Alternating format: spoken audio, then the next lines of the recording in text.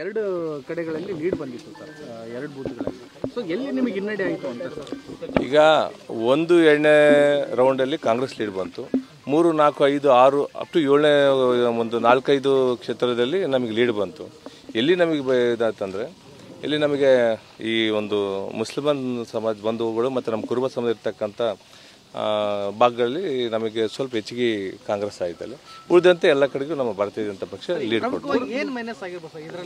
ಅಲ್ಲ, ಪ್ರಮುಖವಾಗಿ ಏನಿಲ್ಲ. ಈಗ ಆ್ಯಕ್ಚುಲಿ ಶಿವರಾಜ್ ತೆಂಗಡೂರು ಬಂದಿರತಕ್ಕಂಥ ದರೋಜಿ ಇವಾಗ ಅವ್ರೇನು ಭಾಗದಲ್ಲಿ ಅಡ್ಡಾಡಿದಾರಲ್ಲ, ಆ ಭಾಗದಲ್ಲಿ ಸಿಕ್ಕಾಪಟ್ಟೆ ಹಣ ಖರ್ಚು ಮಾಡಿದ್ರಲ್ಲ, ಹಣ ಕೆಲಸ ಮಾಡಿದೆ. ಒಂದು ಶಿವರಾಜ್ ತೆಂಗಡೂರು ಮೇನ್ ಅಲ್ಲೇನು ಅವ್ರದ್ದು ಒಂದು ಹಣ ಕೆಲಸ ಮಾಡೋದು. ಮತ್ತು ಸಿದ್ದರಾಮಯ್ಯ 3 ದಿನದ ಕಾಲ ಬಂದು ಅಲ್ಲೇನು ಉಳ್ಕೊಂಡು ಕೆಲವು ಏನು ಒಳಗಡೆ ಸಮುದಾಯದ ಜೊತೆಗೆ ಏನು ತುಕಾರಾಮ್ ಸಂತೋಷ್ ಏನು ಹಣದ ಒಂದು ಕಮಿಟ್ಮೆಂಟ್ ಮಾಡಿ ಏನು ಕೊಟ್ಟರಲ್ಲ, ಅದು ವರ್ಕೌಟ್ ಆಗಿದೆ. ಅದು ಬಿಟ್ಟರೆ ಆ್ಯಕ್ಚುಲಿ ನೇರವಾಗಿದ್ದು ಅವ್ರು ಹಣ ಅಂಚದೆ ಚುನಾವಣೆ ಮಾಡಿದ್ರೆ ಭಾರತೀಯ ಜನತಾ ಪಕ್ಷ ಇವತ್ತು ಗೆದ್ದಂಗೆ ಅಂತ ನಾನು ಹೇಳ್ತೇನೆ. ಜನರಲ್ ಎಲೆಕ್ಷನ್ ಅಲ್ಲಿ 30,000 ಲೀಡಿಂದ ಕಾಂಗ್ರೆಸ್ ಗೆದ್ದಿತ್ತು. ಈಗ ಆ ಒಂದು ಅಂತರ ಅಷ್ಟೊಂದು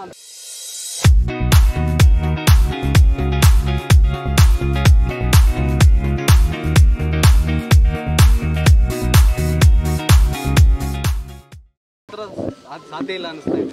ಇವಾಗ ಮೇಲ್ನೋಟಕ್ಕೆ ನಾವು ಚುನಾವಣೆಯಲ್ಲಿ ಅಂಕಿಅಂಶಗಳ ಪ್ರಕಾರ ಸೋತರು ಕೂಡ ನಾವು ಗೆದ್ದಂಗೆ. ಈ ಒಂದು ರಿಸಲ್ಟ್ 2028ಕ್ಕೆ ಇಲ್ಲಿ ನಾನು ನಿಮಗೆ ಇಲ್ಲಿ ಪ್ರತಿಜ್ಞೆ ಮಾಡ್ತೇನೆ. 28ಕ್ಕೆ ತುಕಾರಾಮ್ ಅವ್ರನ್ನ ಮತ್ತು ಅವ್ರನ್ನ ಸಂತೋಷ್ ಅವ್ರನ್ನ ಸೋಲಿಸೋದ್ರ ಮುಖಾಂತರ ಅಲ್ಲಿ ಭಾರತೀಯ ಜನತಾ ಪಕ್ಷದ ಬಾವುಟ ಹಿಡಿತೀವಿ ಅಂತ ಹೇಳಕ್ಕೆ ಇಷ್ಟಪಡ್ತೇನೆ. ಅಲ್ಲ, ಅವ್ರು ಏನು ಮಾಡಿದ್ರು, ಚುನಾವಣೆ 13ನೇ ತಾರೀಕು ಐತೆ ಅಂತಂದ್ರೆ 1-2 ದಿನ ಮುಂಚೆ ಎಲ್ಲ ಮಹಿಳೆಯರಿಗೆ ಗ್ಯಾರಂಟಿ ಅಮೌಂಟ್ ಕೂಡ 2,200 ರೂಪಾಯಿ ಅಮೌಂಟ್ ಕೂಡ ಹಾಕಿದ್ರು. ಅದರ ಜೊತೆಗೆ ಏನು ಅವರು ಮತಕ್ಕೆ ಖರೀದಿ ಮಾಡಿದ್ರೆ 2,000 ರೂಪಾಯಿಗೆ ಮತಗಳು ಖರೀದಿ ಮಾಡಿದ್ರಲ್ಲ, ಅದು ಎಫೆಕ್ಟ್ ಆಗಿದೆ. ಯಾಕಂದರೆ ಒಂದು ನಿಮಿಷ ಈಗ ನಾವು ಹಂಚಿರೋದು ನಿಮಗೆ ಗೊತ್ತಿಲ್ಲ. ನೀವು ಸುಮ್ಮನೆ ಯಾಕೆ ಇದು ನೀವು ಒಂಥರ ಕಾಂಗ್ರೆಸ್ ಪರ ಮಾತಾಡೋದು. ಜನ 100 ಮಾತಾಡ್ತಾರೆ, ಜನ 100.